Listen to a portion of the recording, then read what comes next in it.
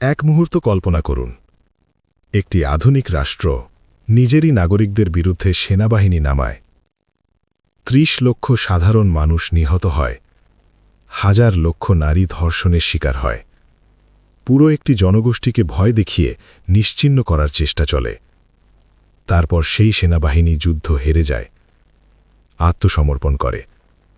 ৯৩,০০০-এর বেশি সৈন্য ও অফিসার বন্দী হয় এবং তারপর তাদের সবাইকে ছেড়ে দেওয়া হয়। তারা বাড়ি ফিরে গেল। কোনো বিচার নয়, কোনো আদালত নয়, কোনো আন্তর্জাতিক আদালত নেই, কোনো শাস্তি নেই। এই ঘটনাটি কোনো প্রাচীন ইতিহাস নয়, এটি ঘটেছিল ১৯৭১ সালে।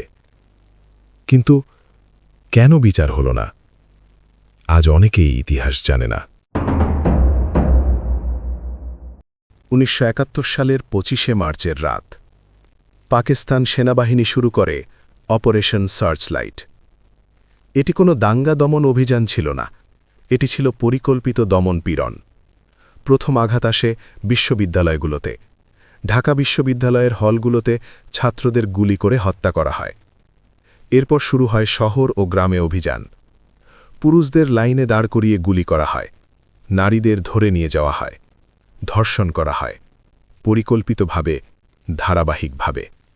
এই সময় ঢাকায় অবস্থানরত মার্কিন কূটনীতিক আর্চার ব্লাড ওয়াশিংটনে পাঠানো গোপন বার্তায় লেখেন, this is selective genocide. Hindu সম্প্রদায়কে বিশেষভাবে লক্ষ্য করা হয়েছিল, টার্গেট করা হয়েছিল। ১০ লক্ষ হিন্দু নিহতদের সংখ্যায়। তবে নিহতদের সংখ্যায় মুসলমান বাঙালিরাই ছিলেন সংখ্যাগরিষ্ঠ, প্রায় ২০ লক্ষ। সংখ্যা নিয়ে বিতর্ক থাকতে পারে। বাংলাদেশ বলে মোট প্রায় ৩০ লক্ষ। অনেক গবেষক বলেন কয়েক লক্ষ থেকে ১ মিলিয়নের বেশি। কিন্তু একটি বিষয়ে কোনো বিতর্ক নেই।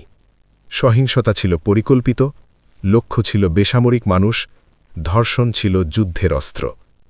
১৬ই ডিসেম্বর ১৯৭১ ঢাকায় পাকিস্তানের পূর্বাঞ্চলীয় সেনাপ্রধান যৌথ বাহিনীর কাছে আত্মসমর্পণ করেন। ভারতের হাতে আসে ৯৩,০০০-এর বেশি পাকিস্তানি যুদ্ধবন্দী। দ্বিতীয় বিশ্বযুদ্ধের পর এটি ছিল বিশ্বের বৃহত্তম যুদ্ধবন্দী দখল। বাংলাদেশের কাছে এটি ছিল এক ঐতিহাসিক সুযোগ। ১৯৭২ সালে বাংলাদেশ সরকার তৈরি করে ১৯৫টি পাকিস্তানি অফিসারের তালিকা, যাদের বিরুদ্ধে অভিযোগ ছিল গণহত্যা, মানবতাবিরোধী অপরাধ, ব্যাপক ধর্ষণ, বেসামরিক হত্যা। প্রথমবার মনে হয়েছিল বিচার হবে। কিন্তু ভারতের সেনাপ্রধান জেনারেল স্যাম মানেকশ যুদ্ধবন্দীদের বিষয়ে কঠোরভাবে জেনেভা কনভেনশন মেনে চলেন। যুদ্ধবন্দীদের দেওয়া হয় ভারতীয় সেনাদের সমান খাবার, চিকিৎসা, ধর্মপালনের স্বাধীনতা।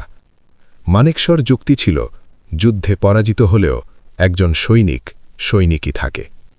আন্তর্জাতিক মহলে এটি প্রশংসিত হয়, কিন্তু বাংলাদেশের প্রশ্ন ছিল ভিন্ন। বিশ্বের মানবতার কাছে প্রশ্ন ছিল ভিন্ন। বিশ্বের হিন্দুদের কাছে প্রশ্ন ছিল ভিন্ন। বিশ্বের মুসলমানদের কাছে প্রশ্ন ছিল ভিন্ন। কারণ এই সৈনিকরা কেবল যুদ্ধ করেনি, তাদের বিরুদ্ধে ছিল গণহত্যা, গণধর্ষণ, মানবতাবিরোধী অপরাধ, বেসামরিক হত্যার অভিযোগ। এখানেই জন্ম নেয় এক গভীর নৈতিক দ্বন্দ্ব। যুদ্ধনৈতিকতা কি গণহত্যার ঊর্ধ্বে?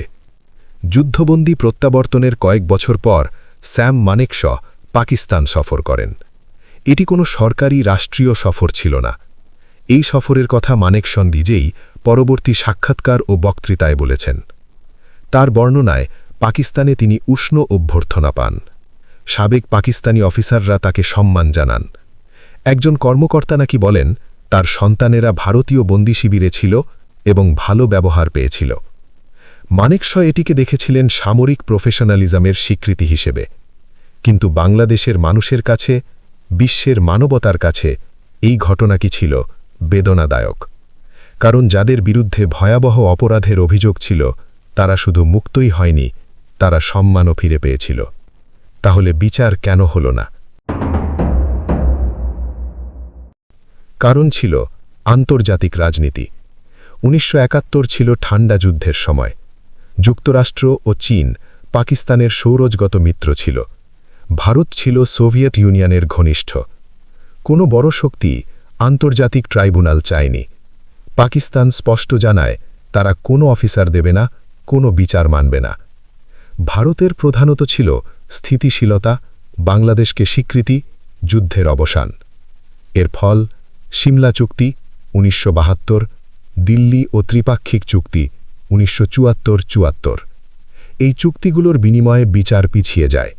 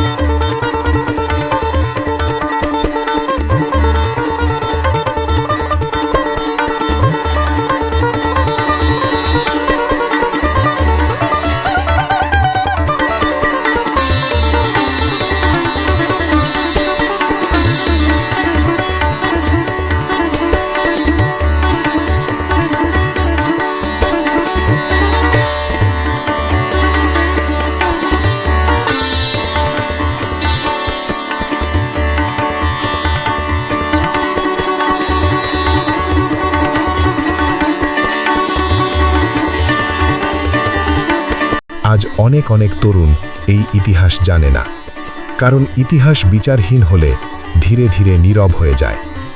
১৯৭১-এ ন্যায় হারেনি যুদ্ধক্ষেত্রে, হেরেছিল কূটনীতিতে।